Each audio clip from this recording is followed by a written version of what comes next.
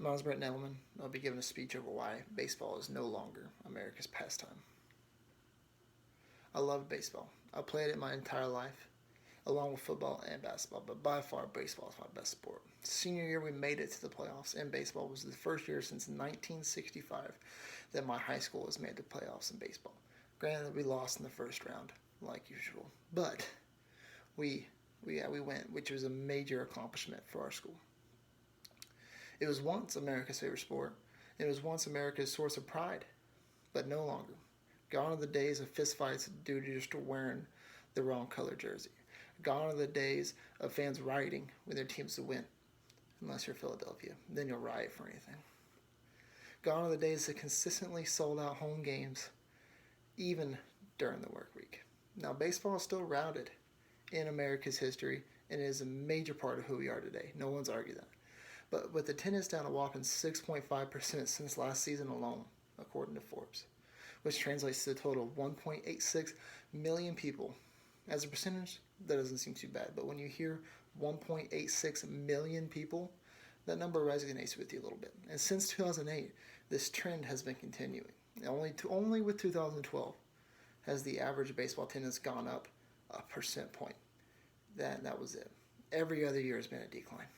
With football, on the other hand, has been, since last season, was a 5% increase in television views and attendance to football games.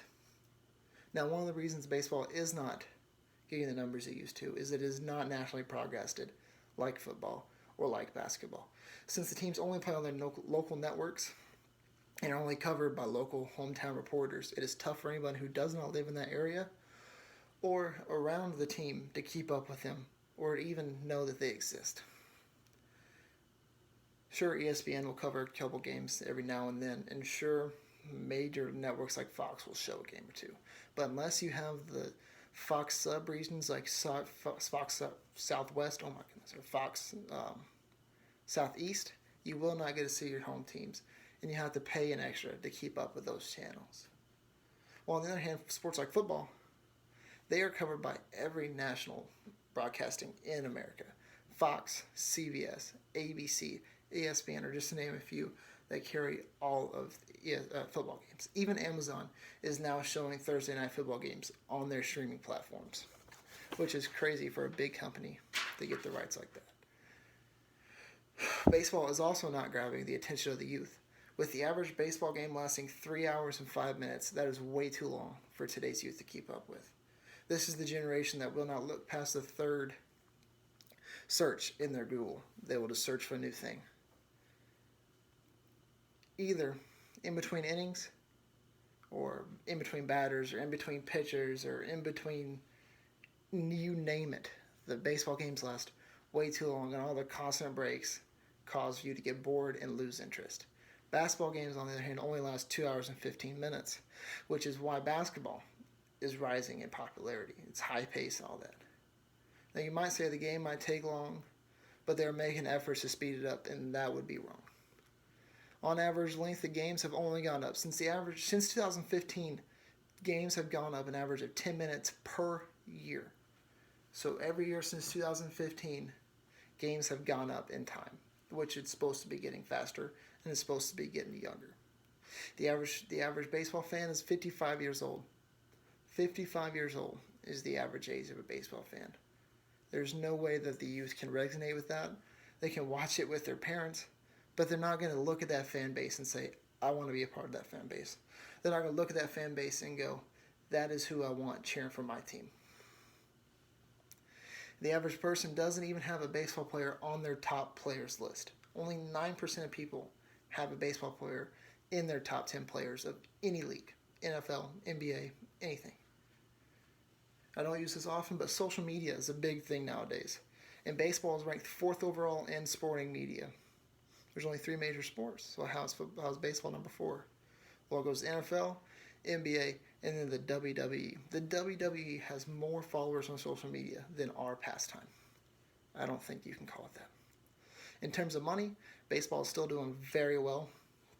It generates more money than the NFL, and it generates more money than the NBA. But That could be due to the arena sizes, with having 20,000 fans per extra, like only 20,000 seats extra in the stadiums. But they also play 162 games when the NBA only plays 82 and the NFL only plays 16. So that's something to think about. Football is now America's favorite pastime. With the Super Bowl having on average 111 million people watching it per year. In the MLB Finals, MLB Championship only having 20 million people. So the NFL has 111 with the MLB only having 20 million. And so that right there is a ridiculous stat to look at. There's no other sport that people miss more than football. You look at football fans not during the football season, they are distraught. Nothing else matters. MLB fans, it's a glad break because it's 162 games in a season, so they need a break. Football also has household names that you know. Baseball players do not have that names. I mean, you have Mike Trout. You have Dave Ortiz, but he's now retired.